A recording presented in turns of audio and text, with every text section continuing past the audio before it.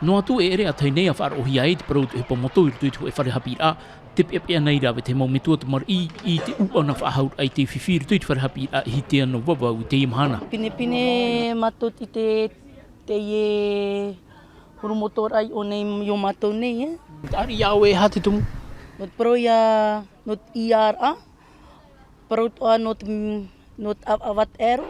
Nā te ino mau hoho ai whai te maire te huru te hupa i tupu nei e ape e toa hiare te whea api. Et surtout l'école, il y a beaucoup de violence. Pourquoi? Ouais aussi.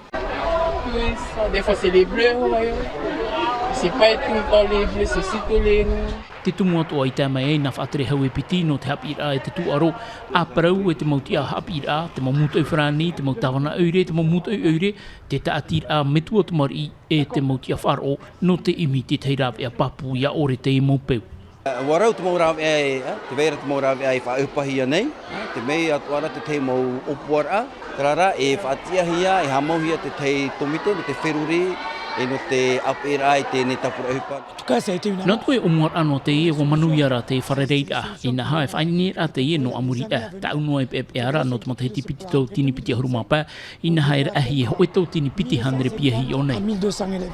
I muri mai te mau tauara a parau te matara mai nei te mau mana aopene a nā rato i te tuaro te whiwhi e matarai. Moi je pratique le MMA. No atu e te ata moto taua MMA vau, ai te au i riru e te ata ino, ai te aro atu. Moi une mauvaise personne.